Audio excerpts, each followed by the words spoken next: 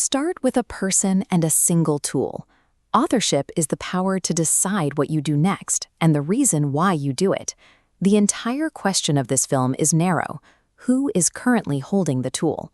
One force reaching for the pen stands across the street, a strategic competitor operating in your domain. The second force waits to move inside your own head, a structural accusation or a label that frames how you see yourself. A rival in the market and a persistent criticism in the mind appear to be different problems.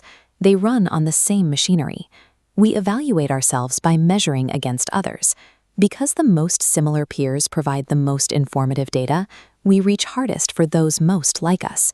In the looking glass self, we imagine an observer's verdict and experience that imagined judgment as our own identity.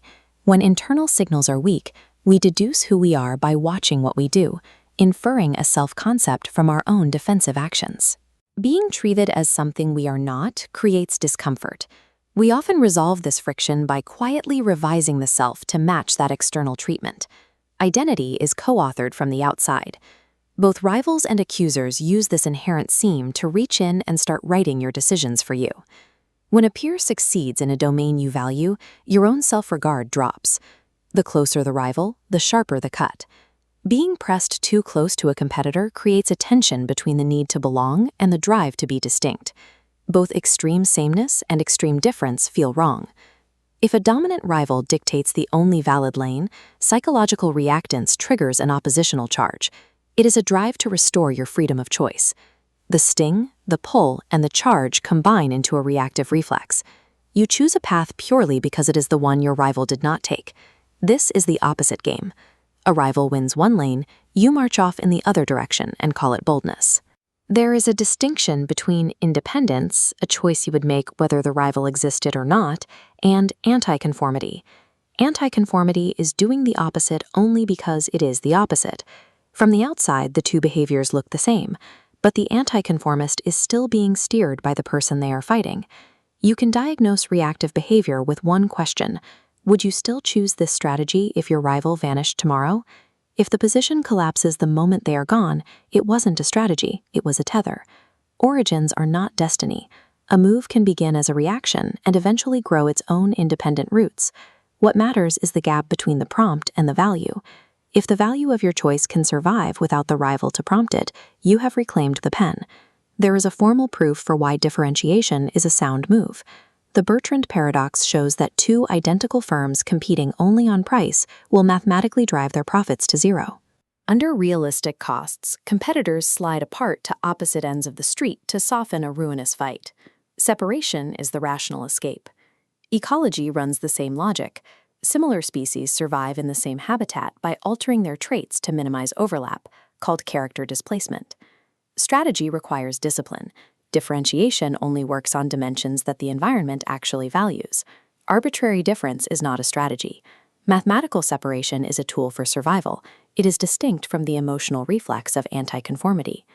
Watch the geometry of competition condense. The rival stops being a person across the street and becomes a label that clamps onto the mind. Secondary deviance occurs when you reorganize your whole identity into a structure built to argue against that label.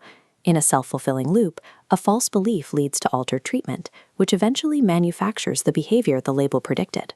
The effort to disprove a label requires your mind to constantly scan for it. This ironic process keeps the very thought you are trying to suppress permanently lit. Fighting the accusation reinforces the cage. The behavior that follows is often generated by the defense, not by the original truth. Cognitive defusion offers a clinical fix. You hold the thought as an object. I am noticing the thought that I am a failure, rather than obeying it as a verdict. This gives the mind's monitor nothing to suppress. You can starve the loop by bounding your rumination to a set scheduled time. For the rest of the day, focus on specific, value-based actions. The over-explaining and the armor of proof do not beat the accusation. They are the accusation, wearing your own voice.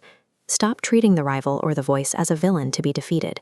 Treat them as weather to be navigated around. In a truly controlling situation or an abusive hierarchy, doing the opposite of what is dictated is a valid survival mechanism to maintain a boundary.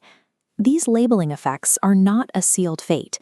They elevate risk and alter chances, but they do not guarantee the outcome. Opposition can be strategy or survival. The diagnosis depends on the source of the motivation. The whole framework is one structure, a mirror at the base, and two pathways fed through it. Inside this model, the entire system is a closed, rigid box.